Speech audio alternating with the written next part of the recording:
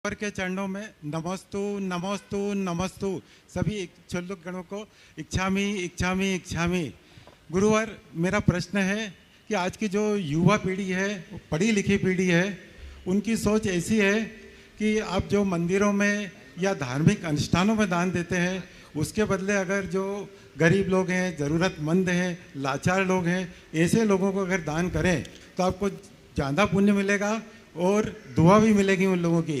तो महाराज जी ये बताएं, साथ में ये भी बताएं कि अगर मनोकामना पूरी होने के बाद कोई दान दिया जाता है तो वो दान और एक सामान्य दान, इसमें किस में ज़्यादा पुण्य का उदय होता है? बहुत अच्छा सवाल। देखिए, सबसे पहले मंदिर और ज़रूरतमंद को दान देने का जहाँ तक सवाल है, मैं ये कहूँगा दान देना उत्तम कार्य है, जहाँ देने की अनुकूलता है दें।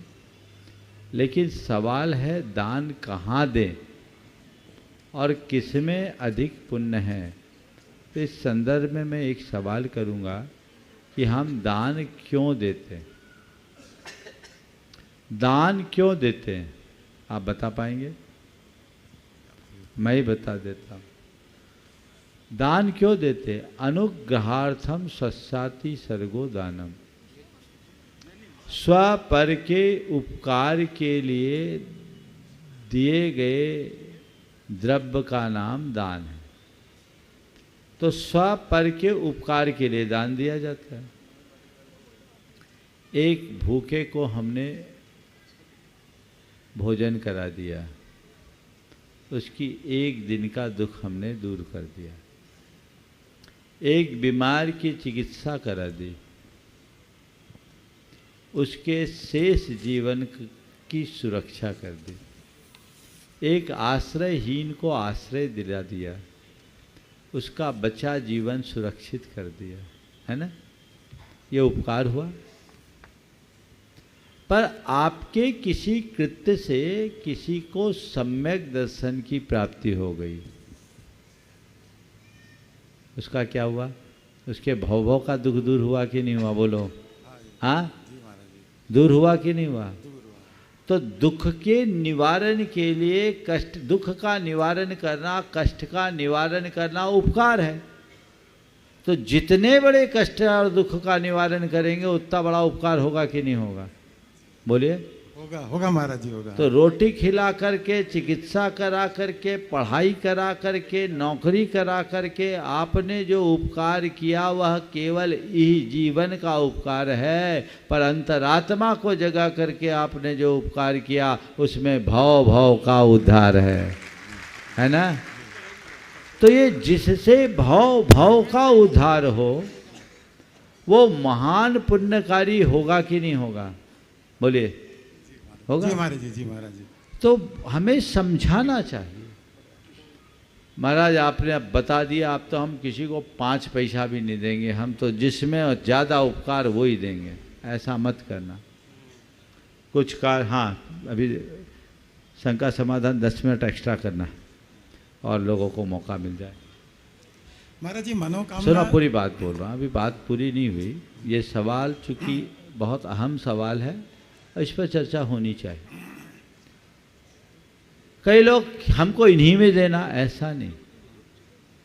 दान 2 तरीके से दिया जाता है, एक धर्म भाव से और दूसरा मानवीय संवेदना से प्रेरित होकर।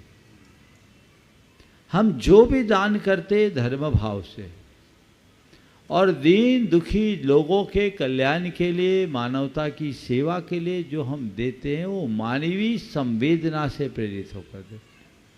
तो जहाँ मानवीय संवेदनाओं का सवाल हो वहाँ शक्ति के अनुसार अपने को देना चाहिए, ये हमारा कर्तव्य है। और परमार्थ के क्षेत्र में दान लगाना हमारा धर्म है, इसलिए दोनों चीज़ों को करो। अब देखो, गोमटेश बाहुबली कैसे बने? चामुंड राय के दान से ही तो बने। गोमटेश कभी गए कि नहीं गए? गए महाराज जी दर्शन। तो गोमटेश चामुंड राय ने अपना खजाना लुटाया, चामुंड राय तो चला गया, लेकिन 1000 वर्षों से वहाँ जाकर लोगों का हृदय परिवर्तन हुआ, जीवन बदला, लोग अपने आप को धन्य धन्य महसूस किए। उसका निमित्त कौन बना? बोलो। चामुंड राय बना ना। चामुंड राय ने अपने जीवन काल में गरीबों के कल्याण के खूब उपक्रम किए होंगे, लेकिन वो उसी भाव तक का था। और ये जो काम करके गए, 1000 साल से अधिक तो हो गया और हजारों साल तक चलता रहेगा। ये इस बात का प्रमाण है। इसलिए पारमार्थिक कार्यों में हमें पूर्ण उत्साह प्रदर्शित करना चाहिए। बाकी काम न करे, करो। लेकिन एक बात और बोलता हूं, मैं अक्सर इस प्रसंग में उदाहरण देता हूं, आज पुनः देता हूं। 2 चीजें होती, एक है अर्जेंट और एक है इम्पोर्टेंट। क्या? अर्जेंट और इम्पोर्टेंट। कई बार हमारे सामने कोई ऐसा अर्जेंट काम आ जाता है या ऐसी कोई अर्जेंसी आ जाती है जिसके पीछे हमें इम्पोर्टेंट को भी गौन करना पड़ता है। सपोज आपकी प्रधानमंत्री जी से कोई मीटिंग तय हुई और बड़ी मुश्किल से आपका नाम सिलेक्ट हुआ, आपकी मीटिंग तय हो गई। ये मीटिंग आपके लिए इम्पोर्टेंट होगी कि नहीं? बोलो। होगी महाराज जी। हाँ जी। और आप जा रहे हैं उनसे मिलने के लिए, इसी बीच हाजत हो गई, पेट गड़बड़ हो गया, शौच जाने की इच्छा हो गई, अब क्या करोगे? इम्पोर्टेंट मीटिंग अटेंड करोगे, अपना पैंट खराब करोगे या पहले बाथरूम में जाके अर्जेंट काम निपटाओगे? बोलो। अर्जेंट काम। तो कई बार जब सामने कोई अर्जेंसी आ जाती है तो इम्पोर्टेंट काम को गौन करना पड़ता है और उस समय हमें वहाँ लगना पड़ता है।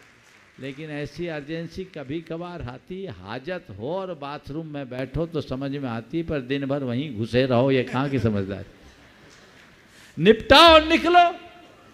लक्ष्य जो है उसको पकड़ करके चलना चाहिए। समझ गया?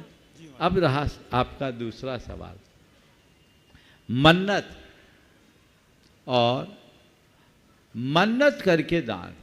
देखिए 2 चीजें होती है, एक होता है मन्नत और एक होता है संकल्प।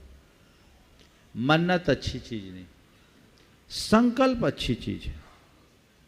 मेरी ये प्रॉपर्टी बिक जाएगी, जिस दिन ये प्रॉपर्टी बिकेगी मैं इसका 10% दान करूंगा। ये आपका संकल्प है और ये संकल्प आपके पुण्य की वृद्धि का कारण बनेगा। हो सकता है इस पुण्य से आपकी प्रॉपर्टी अगर 1 रुपया में बिकने वाली हो तो 1.25 में बिक जाए। ये बुरा नहीं है, लेकिन ईमानदारी से बिकते ही आपको उतना देना है। और हे भगवान मेरी प्रॉपर्टी बिक जाए, बिक जाए, बिक जाए, बिक जाए, आप तो बोलो प्रॉपर्टी बिक जाएगी तो हम आपके चरणों में इतना रख देंगे। ये मन्नत है। मन्नत मत रखो, संकल्प रखो। संकल्प सिद्धि का आधार है। इसलिए कोई अच्छे कार्य के लिए आप संकल्पित होते हैं, मेरा ये काम होगा, तो इस दोनों चीज़ों को ध्यान में रखिएगा और अपने बच्चों को ये बात जरूर पहुंचाइएगा। नमस्ते महाराज जी। नमस्ते नमस्ते नमस्ते।